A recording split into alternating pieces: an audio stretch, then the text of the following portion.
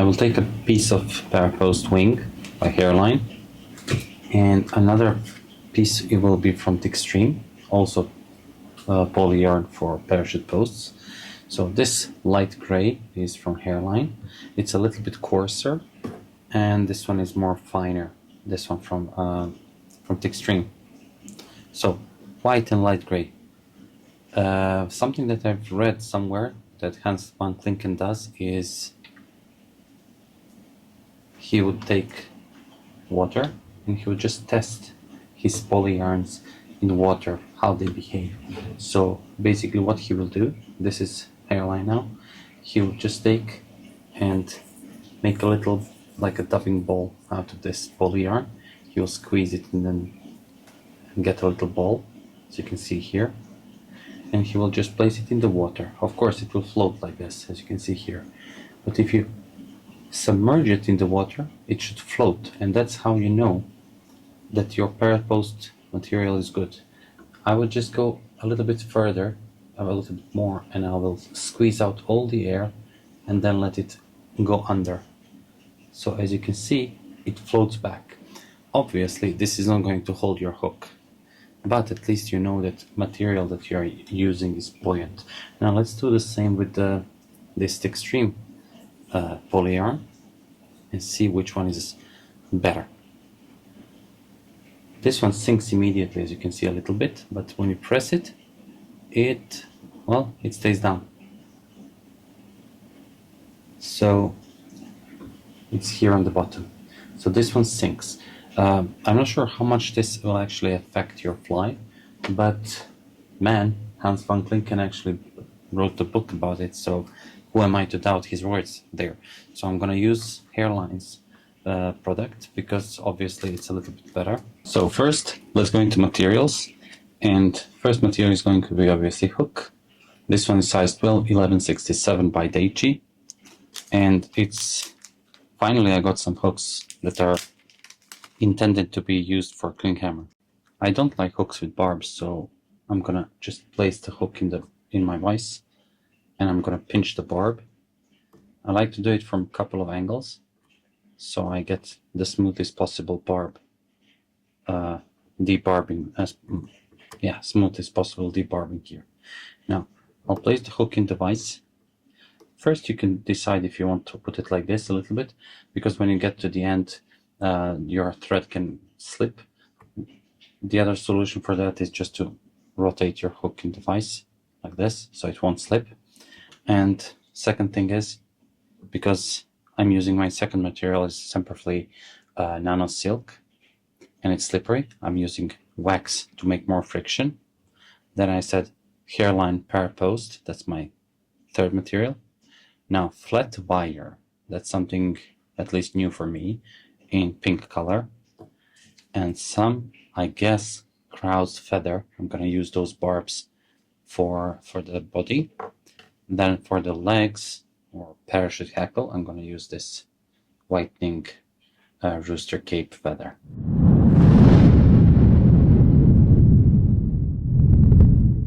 Now, after one, two, you don't need more, just go a little bit with your wax through it. I want to cover most of the hook shank because it creates friction and prevents slippage.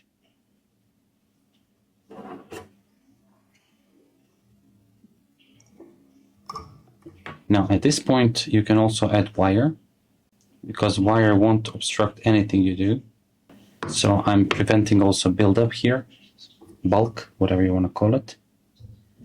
Placing the wire on my near side because it's easier for me to see it. And the way I'm going to tie it later won't be affected whether the wire is placed near or far side, because there are no tails here. Keep your thread flat.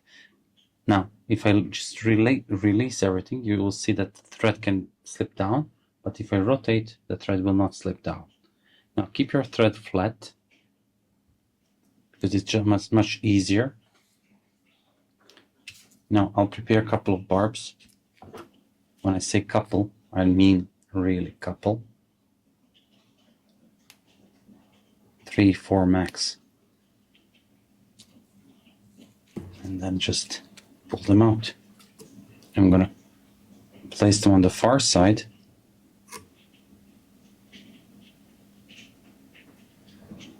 I need to rotate the bobbin holder and move the wire around the lever. Okay. Okay, now it's good. It's flat thread. I'm gonna cover everything.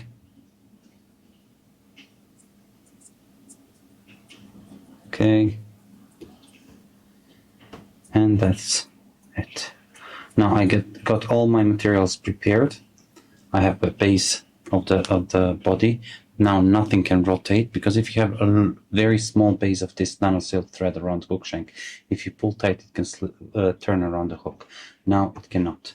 Now here I have, let's say 2/3 of the original strand of the hairline spar post, and that's something I'm gonna place around the hook shank like so.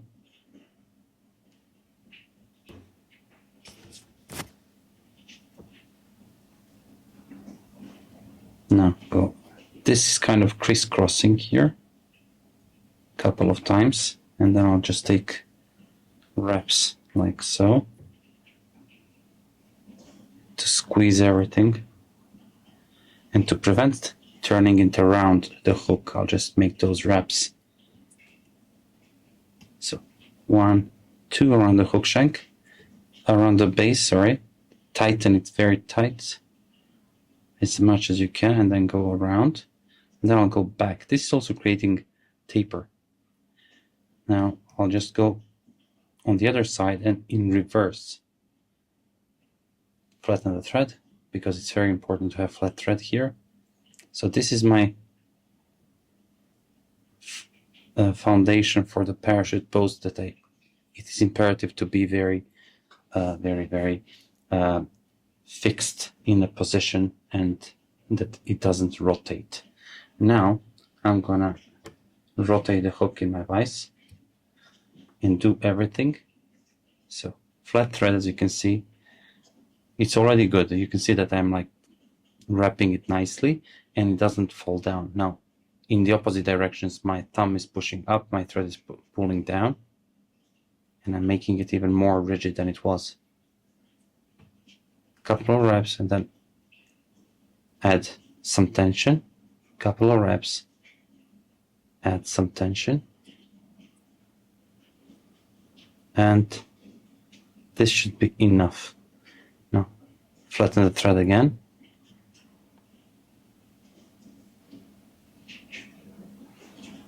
Return the hook, and let's place the body. Now body, I will go under, from behind and over, so the opposite direction of the thread.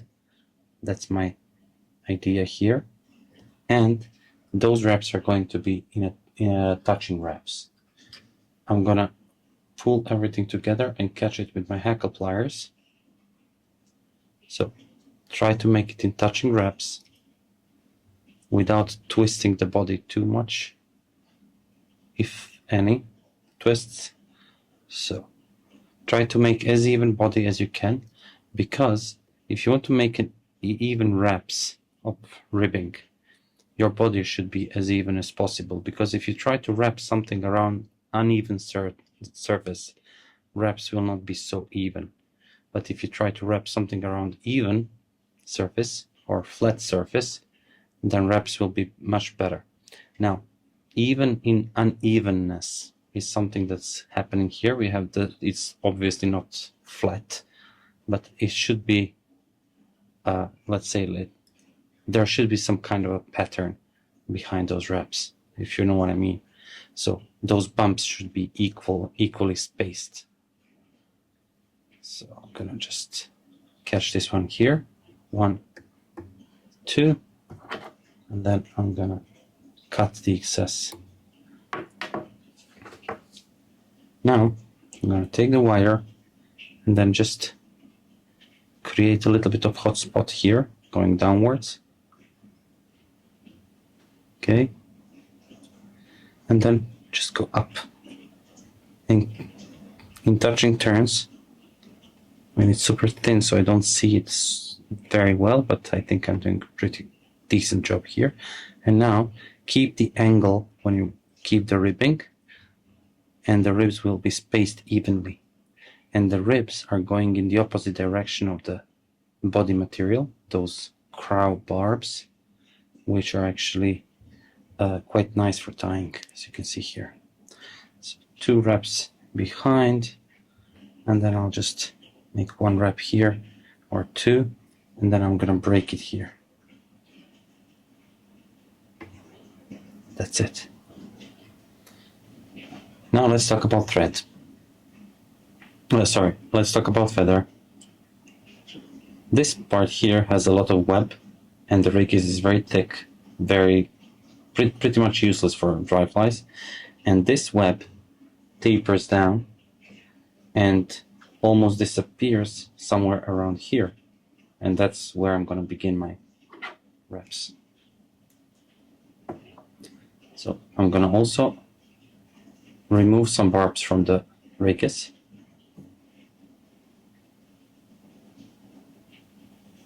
Like so.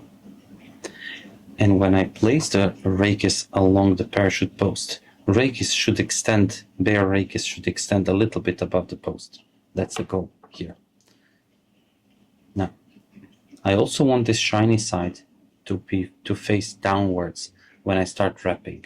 So basically, I want the shiny side to be facing to the left.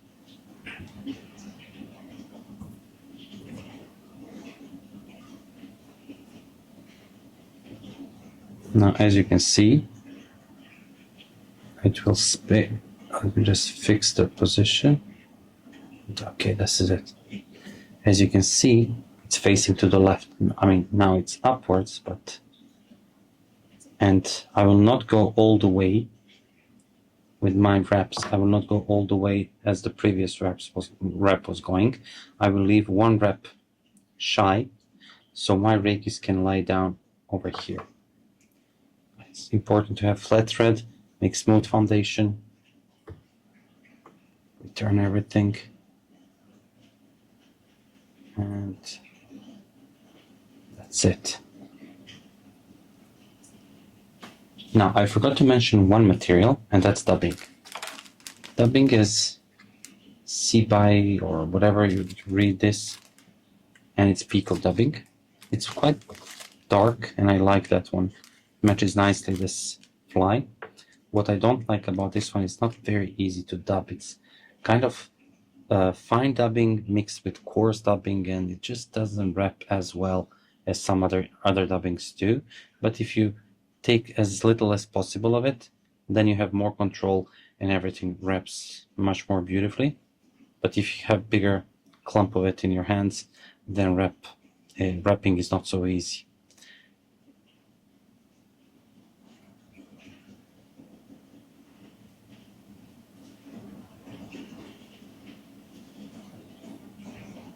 Now, just gonna cover everything here. Now, crisscross to cover this whole section nicely. And always finish behind the post, because when you start doing this, the thread won't fall down. Now, first wrap goes over that bare rakis, as we said. Okay, I need to break around this first wrap that I said that was shy. The next one goes under. The next one goes under and pull up. So under and pull up. 3. Just remove those barbs.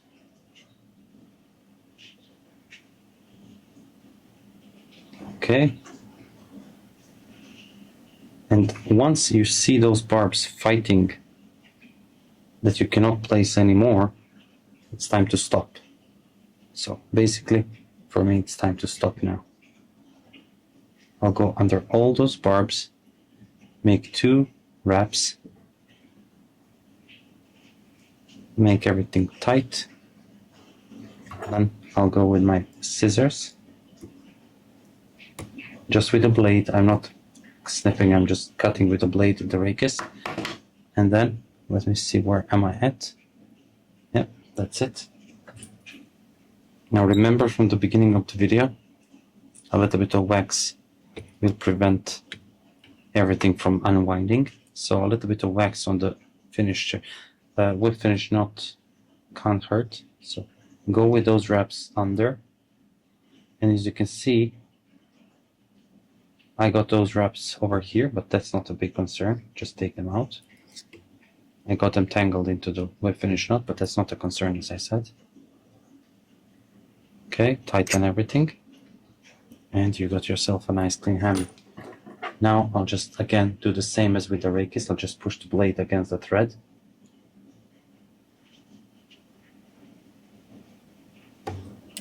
And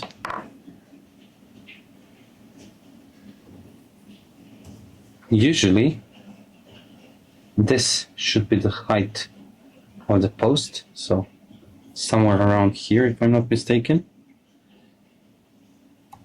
It's better to make it longer than shorter.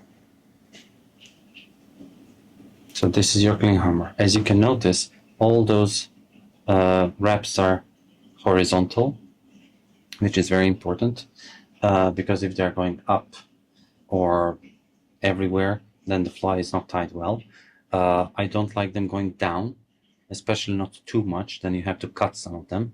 Obviously, I don't have to cut literally a single one of them, like those barbs.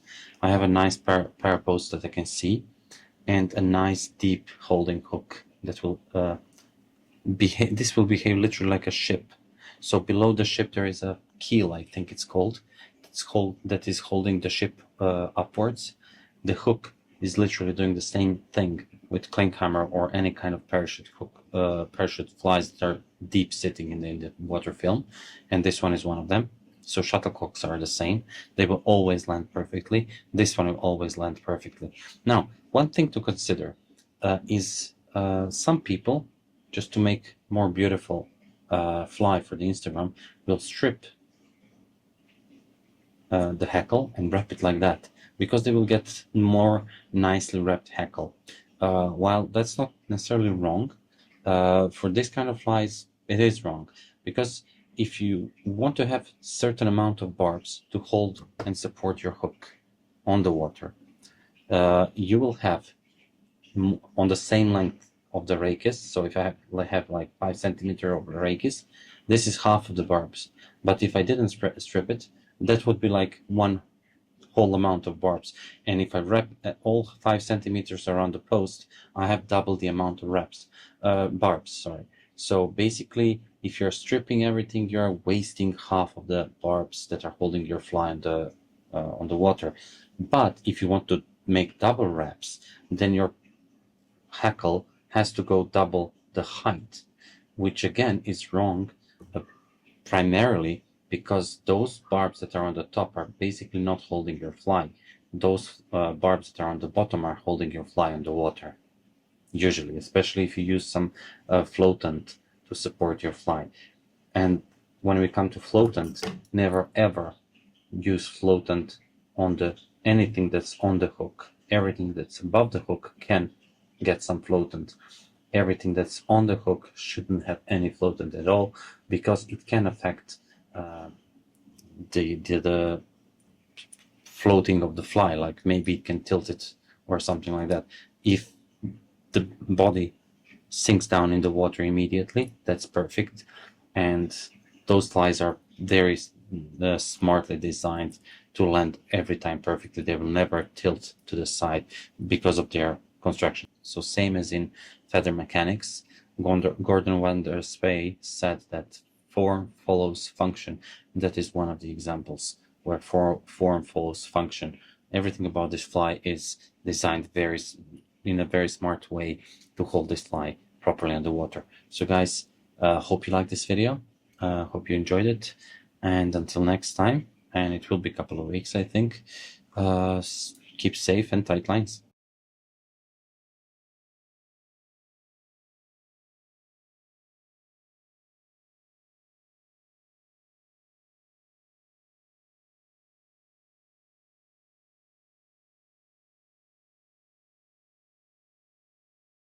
So as in feather mechanics, they say, Gordon van der said it, van der Spy said it. So as in feather mechanics, Gordon van der Spy, so same as in